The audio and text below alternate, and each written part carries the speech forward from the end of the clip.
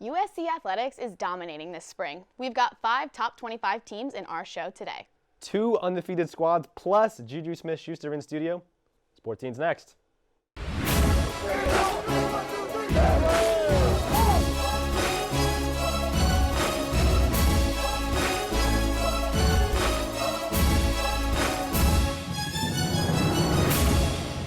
Welcome to the Annenberg Media Center. I'm Jackson Safon. And I'm Alexa Palermo. The undefeated USC women's water polo team is gearing up for the postseason after clinching the top seed at the first round bye in the MPSF Conference Tournament. That's right, the women of Troy took down number 3 Stanford on Friday by a score of 8-3. And goalie Amanda Logan, she's just been on fire recently, and she continued her hot streak with 17 saves on Friday, only allowing 3 goals. But when asked how the team was able to hold down Stanford, an offense that scores over 12 per game, Logan gave all the credit to her teammates. A lot of it's my defensive group, them directing things toward me, them taking care of their areas so I can take care of mine, and just kind of being in the moment and zoned out and knowing that your job is just to block the ball. The women of Troy have had back-to-back highly successful weekends against some top opponents.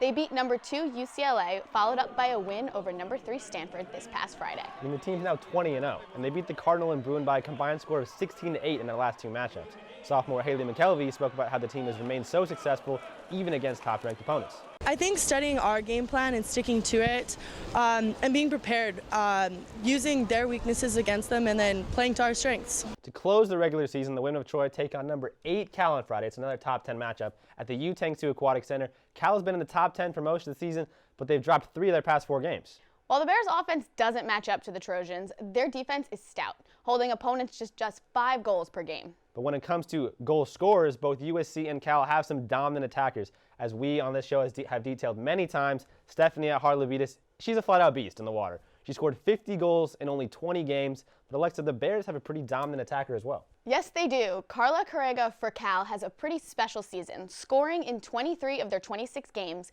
Carrega is far and away the leading scorer for the Golden Bears. Whichever team's scorer has the better day has a good chance to come out on top.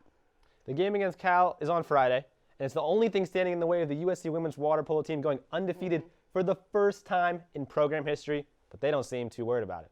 It's about our energy, it's about our flow, our team chemistry, our heart, and whether or not we want it. And the thing is we want it. We want everything. We want to go undefeated the entire season, and we want to stick it to them.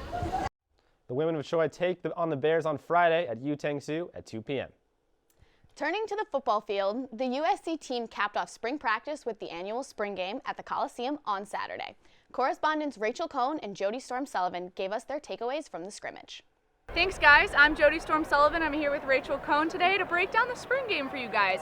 Heading into the spring game, it was a big contention of that double quarterback duel. You have Sam Darnold and you have Max Brown. Rachel, what did you see from the quarterbacks today? I think both quarterbacks played really well today. I think the one thing that stuck out to me was listening to Max Brown talk afterwards. He said that he really wanted to lock up the position in spring ball. Obviously, that did not happen as there's still a competition going on. But one thing that he did say was that it's because they're 2 great quarterbacks that were competing, and obviously that's a good problem for USC to have 2 quarterbacks that are both playing very well, although Max does seem to have the leadership edge. He does. That leadership's going to help a lot. This is his 4th spring ball. He's a grad student right now, so he really knows how to lead the team, and that's something that I think you have a lot of new coaches under staff, and to have someone that's been with the program for so long, if Max does get the ball in the fall, he'll be able to keep in control, rein the team in, and hopefully lead his team to a successful season. Leadership is definitely something to look for. And then on the defensive side of the ball, what I was looking for today was how the defense would play, especially under a new system with Clancy Pendergast coming back to the Trojans. Jodee, what did you see there? Under Pendergast, they played with a lot of energy in the past. Pendergast was able to turn in a not-so-great defense into a #1 nation-leading defense, and I think we're seeing the foundations of that today. You have a defense that's playing with energy. They're riled up. They did a one-on-one drill against the offense right on the goal line. They were fired up. They were cheering each other on, chest bumping. They were just into it, and you could tell that they really cared that product that they were putting in and keeping that offense out of the end zone. And the one thing you really couldn't tell very much today was the defensive line is very injured, and they were trying really hard to just do situational football, not really do full game. It was, of course, a scrimmage, real true 15th practice of spring ball, and I guess those are our takeaways. Yeah, definitely, and you'll see the Trojans again in the fall when they pick up and try to defeat Alabama. I'm Jodee Sullivan. I'm Rachel Kohn. Back to you guys in the studio. Star receiver Juju Smith-Schuster is one of the offensive leaders for USC football and one of the best receivers in the country. He now joins me in the studio. Juju, thanks for coming today. Yeah, man, thank you. It's an honor just to be here. I appreciate it. So one of the big things this spring is it's Clay's first spring as full head coach. Has that been different for you guys as players in any way? What I noticed that was different was, there's no music out there, so there's no more dancing to whatever song that's playing, and it's just more just focus on ball, and it tempos a lot faster. Moving from drill to drill, we're jogging, and then you're going full speed, and then jogging, and then full speed, so it's a lot different. It seems like you guys are working a lot harder. As far as last season, you broke your hand, had surgery, and you still didn't miss a game. What was that like, and is it any different catching the ball with a screw in your hand now? Yeah, I mean, my mindset was don't miss a game, no matter if it broken hand or not. I think that, after the Cal game, it really taught me a lot of stuff that, like, fighting through pain, is just temporary, and that fight through pain for 6 months and then fight through pain for like a whole year. So I think it's just great, to have that mindset. Catching the ball wasn't differently. Well, at first, I have to get used to catching the ball more with my left hand, which is not my dominant hand, so it was a lot harder. But, I taught myself, just practice and practice, and then when it was game day, it felt normal. Just building up that muscle memory. Yeah, definitely. As far as this spring, you said you've taken a conscious effort to take a little bit of a step back, allow some of the younger receivers to develop and get more reps in spring. What went into that decision that you made?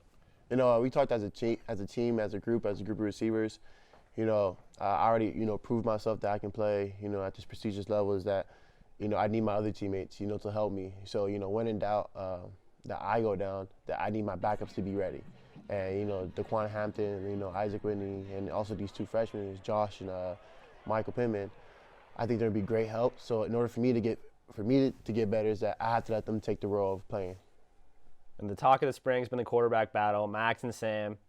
Is there a guy, and then also Jalen, is there a guy that you prefer catching the ball from as you see it differently off their hand? Or? I mean, they're all great guys. They're all great quarterbacks. Jalen Green's ball is a lot different just because he's a left-hander. Max Brown and Sam Darnold are both great quarterbacks, good accuracy. Max can throw farther. Sam's ball is a lot faster. So, I mean, I don't even know who's going to win the competition. Coach Clay hasn't said it yet, but hopefully whoever wins it, it's going to be great for our future. So speaking of the future, now that spring's over, the next actual game for you guys is Alabama in Cowboy Stadium, which leads us to our fan question of the week from at Turned Up Trojan. Have you started watching film of Alabama secondary? And if so, who have you been watching? Definitely have watched film. There's a couple guys that were in my class my sophomore year where I grew up, playing with them at all these camps. But there's also some other guys that who are a lot older, a lot younger, who are actually, starting to play Alabama. But, Marley Humphrey is one of the corners that, I really have my eye on right now. I'll probably say that he's probably their best corner. Number 5 last year, he left, into the draft. So, he's like more of a veteran. Number 26 is coming back. Number 5 is number 29 is coming back, and I think number 4 is coming back in their secondary. In the front line, they're a great guy. They're a great team and defensive wise, but our studying and our preparation for this game is going to be amazing. So I can't wait to play against them. And that fan has some good questions. And so the other big news from this past weekend, along with the spring game, was Lynn Swann obviously being named as the next athletic director. What are your thoughts on him taking over the reins? And Lynn Swann is a unbelievable guy. The stuff that he's done is that we all want to do. He's lived the dream basically.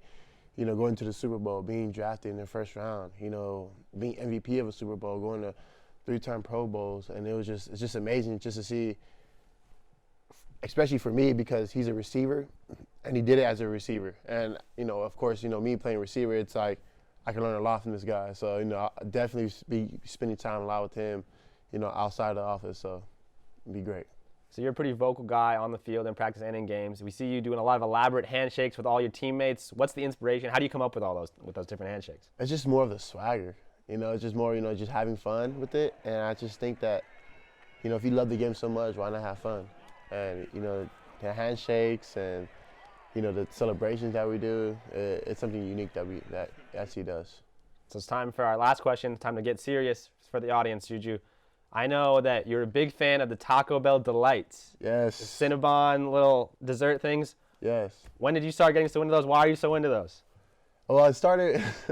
It first started with, you know, one of my friend. He just came home from a long day. He's like, "Yo, you gotta try these cinnamon delights." And I was like, "Man, I don't need that." Like, I tried it, and just one bite, unexpectedly, there was some stuff in it. You know, the cream inside of it was really good. It caught me off guard. So from there, I was like, "Wow, man, this is some good stuff." So since then, since this past week, I probably ate like about 80 delights, and each box is 12, so that's a lot. So man, go to Taco Bell, get you some delights. It's the best. You heard it from here from Juju Smith, receiver for USC Football. If he's eating the delights, you should be eating them too. Thank you, Juju. That's all the time we have. The next time you'll see Juju on the field is against Alabama in Cowboys Stadium. But for more on what happened in the spring game, let's go to Cindy to take a look at social media. This past weekend's spring game brought more than excitement for the upcoming football season. The Trojans debuted one of their most intriguing players. Long snapper Jake Olsen took to the field and delivered 2 snaps in Saturday's game. In return, he received a standing ovation. In case you didn't know, Olsen is blind, but didn't let that stop him from realizing his dream of playing for the Trojans. He expressed just how much it meant to him on Twitter. Had lots of fun snapping today, had to fight back tears. Another step towards my goal. Thank you for all the love and support. #FightOn. Former teammate Antoine Woods enjoyed seeing Jake out on the field. It was great watching my boy Jake snap in the Coliseum yesterday at the spring game. Real inspiration. Speaking of inspirations, ESPN reporter Shelly Smith established a special bond with Jake years ago when he was just a Trojan fan. After seeing his performance, she was completely beside herself as she took to Twitter. She tweeted, "Jake, Jake, Jake," repeatedly, followed by a "my oh my."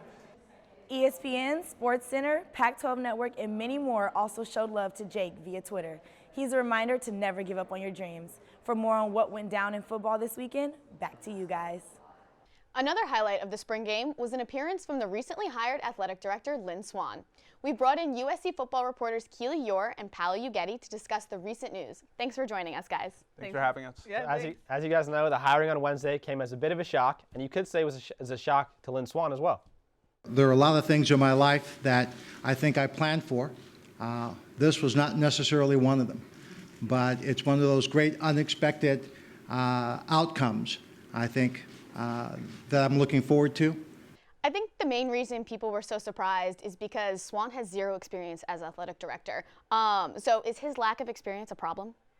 For me, that was the main concerning thing, especially when you look at what's happened with USC athletics in the past 4 or 5 years. There's a lot of things that the AD had to have his hands in, and it's a lot of, you see what it did to Pat Hayden. It's a lot of stress. It's a high profile job, and if you don't have experience coming into a place like USC, it is concerning. That's what I think. Yeah, I mean, in his defense, he does have some political and broadcasting experience, obviously not correlated to an athletic director experience. It's one of the biggest jobs in the country. So I can see why that, to some people, may be an issue that, they're like, let's see how he does, because he doesn't have a track record as to the decisions he's going to have to make. Yeah, and so he mentioned that while some athletic directors, if someone who was a previous athletic director, they would have that experience, but nobody's going to have previous experience at USC who they're bringing in. So that was his counterpoint to that argument. But while his lack of experience is obviously a weakness for him, Nikias did hire him for a reason. And so, guys, what does Swann bring to the table as an athletic director? Well, I think, first of all, he said it, and he was very clear about this in his press conference. He wants 3 things from the student athletes. He wants them to graduate, he wants them to win, and he wants them to experience. So from that perspective, it really looks like he has a plan. We talked about maybe no experience, and maybe that will hurt him in the long run. But for right now, it looks like he has a plan regarding the student athletes and what he wants to do as he manages the athletic program. Yeah, he made it really clear that his focus was on the student athletes. Before he even met with the press, he met with the team captains, and he talked to them, and he made it really clear that he wants them to graduate. Even when he came and visited the football team, the players were all saying he talked about graduating, which is something, if you're a new AD, that's interesting to talk about as your first thing. So it's clear that he wants his focus on those students. And I mean, USC athletics, aside from maybe football, is in a pretty good spot. You have a lot of, as we've detailed, a lot of winning teams right now. So while there may not be a ton of pressing issues for him to focus on right now, that will leave him with the potential time to focus on the student athletes themselves. I want to stress to you that today's announcement isn't so much about me, but what I hope we can achieve together. What motivated me to take this job were the young men and young women at USC. I think hearing that showed me a lot as to what his plan is going forward, because USC in the past few years has been a program that's been riddled with a lot of controversies off the field or with coaches or with leadership. So just hearing that his focus is on the student athletes and that he wants them to succeed and be the forefront of the program, that shows a lot of where he wants to take the program. Yeah, and it looks like USC, they have a lot of coaches locked down. They look like they're in a place where they actually can focus on the players and focus what's going on the field instead of the drama off the field. I mean, and that's good for the student athletes because they come to USC to develop as people as well as players. So it's good to see an athletic director who's committed to doing that and furthering their time here at USC. Exactly. And with Pat Hayden stepping down officially on June 30th, Swann will take over the reins on July 1st. The #1 ranked USC Beach Volleyball team has been a force to be reckoned with this season. The women of Troy are 23-2, coming off a weekend full of victory. Here are the 3 biggest moments from the weekend. #1, last Thursday, the Trojans dominated #2 ranked Pepperdine at home, 4-1. Thursday also marks Senior Day as the Trojans honored Zoe Nightingale, Alexa Strange, and Emily Young in pre-match ceremonies. #2, the Trojans swept TCU at the Cowtown Classic. After senior night, the team wasted no time celebrating as they headed to TCU in Fort Worth, Texas to compete in 3 duels this weekend. The women of Troy won their 19th straight duel with the sweep of the Horned Frogs. And finally, juniors Kelly Clays and Sarah Hughes secured their 56th straight win in 2 sets. The duo has not lost since April 2nd of 2015. And finally, the pair of Sophie Bukovic and Alexa Strange was named the Pac-12 Pair of the Week for the first time. To cap off our coverage of sand volleyball, I caught up with Allie Wheeler in this week's Ask an Athlete. I'm here with beach volleyball star Allie Wheeler. I have 60 seconds to ask Allie as many questions as possible. Alrighty, you ready? I'm ready. All right, who is the funniest teammate? Ooh, that's a tough one. I would have to say probably Jo Kremer. She just comes up with the funniest jokes and she's very witty. Yeah. Who's your favorite team to play against? Definitely Pepperdine. It's our biggest competitor, and yeah, I would say that would probably be the best. Well, congrats on the big win last Thursday, senior night. You played Pepperdine. It was great. Yeah. What's the best thing about game day? Definitely just like the loud music, the fans, and just like the atmosphere. It's really fun. Yeah. Celebrity crush? Ooh. Brad Pitt. Yep. Great choice. Great choice. What's your guilty pleasure? Definitely watching Scandal on Thursdays. It's my favorite. Kerry Washington, she's awesome. Yeah. All right, what restaurant would you add to the campus center? Oh gosh. Not sure. Skip, Okay. pass. Pass, you get one freebie. What's the one place you've always wanted to travel to? Definitely Iceland. And why? Just because of the environment. Yeah. Favorite emoji to use over text? Definitely this one with the blonde hair, the little hand, yeah. Nice. That's all we have time for. Thank you so much, Allie. Back to you guys. This was a wild weekend in USC sports with a ton of top-ranked teams in action across the country. We have a team of reporters here to give you a recap of all the action. Let's start with the women's lacrosse team, who picked up 2 huge wins against top 25 opponents. The women of Troy were #4 coming into the weekend, and they have a good chance to move even higher in the rankings. Josh, what's the latest with the women's lax team, and how are they able to get those 2 huge wins this weekend? Thanks, Jackson. The women's lacrosse team improved to 15-0 on the season after defeating Northwestern and Notre Dame on the road. The women of Troy made their first stop in Evanston, where they beat Northwestern 14-11. Caroline DeLira, Kylie Drexel, and Amanda Johansson all scored hat tricks in the win. Meanwhile, Michaela Michael had 3 assists and 7 draw controls against the Wildcats. The team then made its way to South Bend, where it downed Notre Dame 5-4 in a defensive battle. Goalie Gussie Johns came up big, time and time again, making 10 saves on the day. Michaela Michael had already eclipsed her own record of 76 points in a season, as she leads the highest scoring offense in the country, tied only with Maryland in that department. USC also has the top defense in the land. Lindsey Monday's squad is the only team in the D1 ranks conceding less than 6 goals per game. The women of Troy have 2 more regular season games, both at home. Now ranked #4 in the country, the team will face Stanford in the Coliseum on Friday before taking on UC Davis at McAllister Field. Then it's on to the postseason. Now let's send it to Angel Viscara in Mark Stadium. Thanks, Josh. It's safe to say that USC's Mark Stadium was the center of the Pac-12 tennis universe this past Sunday. Both the men's and women's tennis teams took on crosstown rival UCLA in a doubleheader that had the 2 teams sharing the court during doubles. The 21st-ranked women of Troy avenged an early season loss in Westwood by defeating the 23rd-ranked Bruins 4-1 Sunday afternoon. A strong doubles performance from Juliana Olmos and Gabby Smith, accompanied by a match-clinching straight-set singles victory from freshman Jessica Fela, propelled the team to its 9th straight victory. With the win, USC boosted its perfect conference record to 7-0 this spring. The women of Troy, now 12-4 overall in the season, have not lost a match since February 24th. The team now heads to Ojai, California, where they will take on 17th-ranked Stanford for the Pac-12 championship tomorrow afternoon. Now, let's stay on the courts and serve it on over to Rachel, who has your men's tennis recap. Thanks, Angel. The men didn't fare quite as well as the women of Troy this weekend. The number 9 ranked USC men's tennis team took on the number 4 ranked UCLA team here at Marks Stadium. USC fell 4-2 with singles wins from freshman Jake Devine and sophomore Thibault Forget. This loss to the Trojans' crosstown rival puts USC in the number 2 seed for the upcoming Pac-12 tournament. The Trojans will head to Ojai this Friday to play in the semifinals and seek out their spot in the championship match on Saturday. That's it for the weekend recap. Back to you guys in the studio. USC is the home to some great athletes, but it is also the place where great athletes come to practice. Former USC wide receiver Marquise Lee brought teammates and friends back to Howard Jones Field. But these weren't just any friends, they were Super Bowl champs.